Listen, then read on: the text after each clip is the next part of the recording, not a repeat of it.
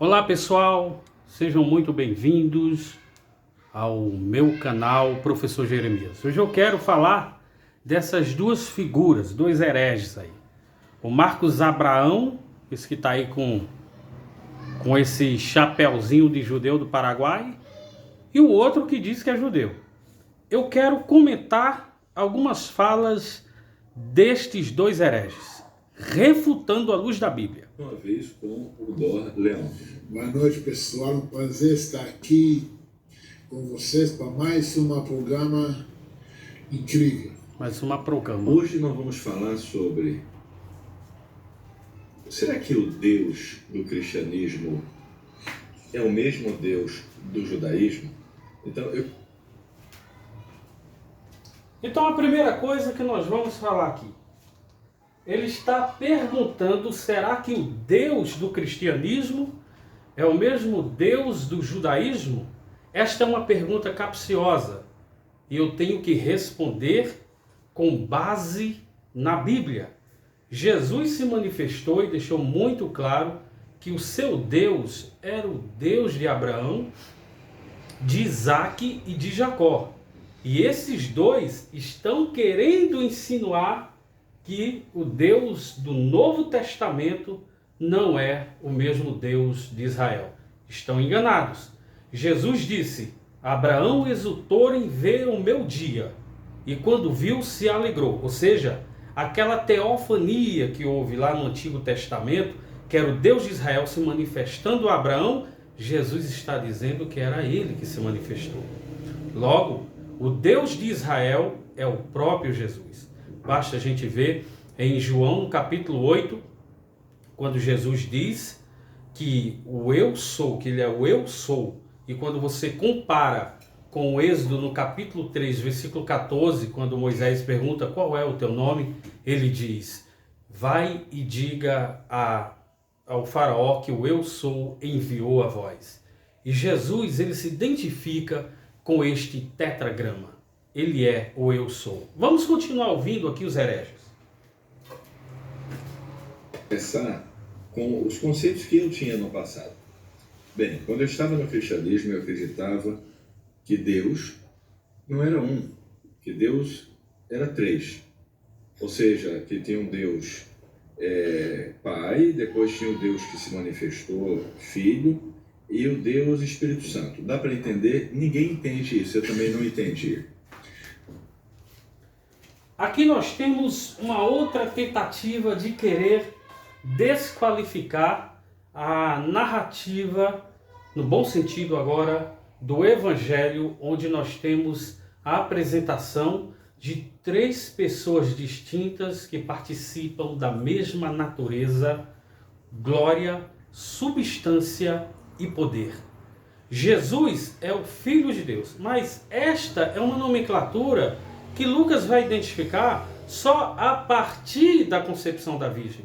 Veja que quando ele nasce, disse o anjo: este será grande e será chamado o Filho do Altíssimo. Então, essas são nomenclaturas só para a gente tentar arranhar a superfície da divindade. Agora, muito me estranha ele dizer que não dá para entender a Trindade, como se desse para entender apenas, hipoteticamente, a manifestação do Deus de Israel. Se fosse fácil de entender, não haveria tantos debates no Talmud, em outras literaturas do judaísmo, com rabinos explicando ou querendo explicar o que não é tão fácil de se entender. Então aqui nós já temos uma falácia que é derrubada por terra. Depois eu vou falar um pouquinho mais da Trindade. Esse vídeo não pode ficar tão grande, porque senão eu vou ter que cortar em outras. Então eu vou fazer o seguinte: eu vou tentar aqui sintetizar algumas falas para, no decorrer desse vídeo, eu procurar pensar em fazer outros ainda a respeito desses dois hereges. Continue ouvindo. A gente aceitava porque ou aceita ou você é um herege. E tinha que aceitar por fé, ou seja... E fé não discute. E não se discute. É uma coisa, é confuso, mas a gente ficava preso a esses conceitos. E aí, dentro desses conceitos, há uma série de coisas complicadas né? Porque alguns acreditam até que os três é um com três manifestações. Sim, sim, senhoras e senhores, nisto, apesar dele estar querendo induzir vocês ao erro, nisto ele acertou. Nós acreditamos que são três em um, mas em que sentido? Nós acreditamos que a palavra Deus, o substantivo Deus, que é um substantivo concreto, lá no hebraico, Elohim significa poderes, designa poderes no plural, tá? Nós acreditamos que Deus é uma natureza. E nessa natureza chamada Deus, quando a gente fala Deus, logo vem na nossa cabeça um ser sentado numa cadeira. Não, essa é mais uma ideia. Mas a palavra Deus é uma natureza, e dentro dessa natureza comportam e coexistem três pessoas distintas, a saber, o Pai, o Filho e o Espírito Santo. Lembrando mais uma vez, são nomenclaturas humanas para tentar passar para a gente alguma coisinha, só para a gente ter uma ideia do que é Deus. Então vamos lá. Deus é uma natureza e dentro dessa natureza participam três pessoas distintas. Elas têm a mesma natureza, elas gozam da mesma natureza, substância, poder e glória. Vamos ficar um pouquinho mais com os dois hereges aqui. Mas como é que é? Ele está na cruz, ele fala com ele mesmo, é muito confuso, gente. Mas se aceitava as coisas pela fé.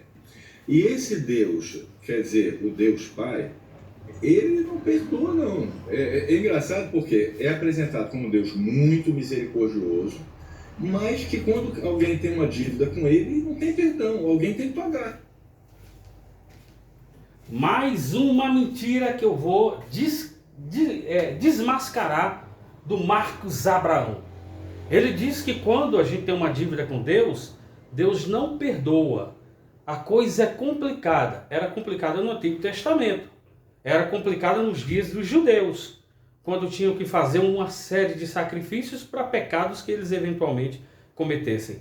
Jesus é o único sacrifício realizado uma única vez, perfeito e para sempre. O Cordeiro de Deus que foi morto desde a fundação do mundo. Agora a gente não precisa mais fazer sacrifício. Conforme diz Paulo em Colossenses, a cédula que havia contra nós, a acusação que havia contra nós, foi riscada na cruz. E Jesus zombou dos principados através da sua morte na cruz do Calvário. Então nós já estamos perdoados. Basta apenas você aceitar a Jesus, confessar os seus pecados e ficar tranquilo. Porque a nossa salvação não depende do meu intelecto, não depende da riqueza do outro, não depende da bondade de ninguém. A nossa salvação procede de Deus através de Jesus na cruz ensanguentada do Calvário. Tá bom? Vamos ficar mais um pouquinho aqui e eu vou encerrar esse vídeo e voltarei com o vídeo seguinte ainda sobre esse tema. Ele não, na verdade, se a gente notar, ele não perdoa. Porque no nosso conceito que eu tinha no passado, o filho tinha que pagar. Aí ele pagando a dívida, aí eu estou livre. Não só eu, mas todos que levantam a mão. Ou seja, não tem como isentar a dívida. Se deve algo a ele, tem que pagar. Alguém tem que pagar. Isso é um outro conceito. E a outra coisa que também eu questionava, era uma misericórdia, entre aspas, muito grande e uma rigidez muito grande também. Por quê? Uma pessoa que passou a vida toda roubando, matando. Vamos lá. De repente ela... Opa. Espera aí. Vamos lá falar mais uma coisa aqui. Então ele diz que Deus não nos perdoa. Em Colossenses, no capítulo 1, no versículo 11, nós temos aqui, no versículo 13.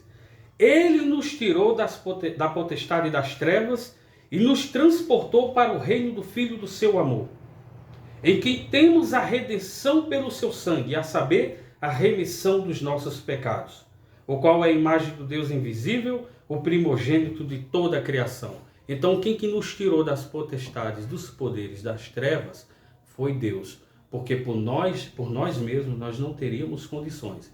O que o nosso amigo aqui está falando já está mostrando aqui, são mentiras. Mentiras deslavadas, descabidas, descaradas, que eu estou aqui descortinando esse falso profeta e demonstrando que ele está errado. Eu sou o professor Jeremias, você verá ainda outras partes que eu vou gravar refutando o Marcos Abraão e esse outro judeu cujo nome eu não sei.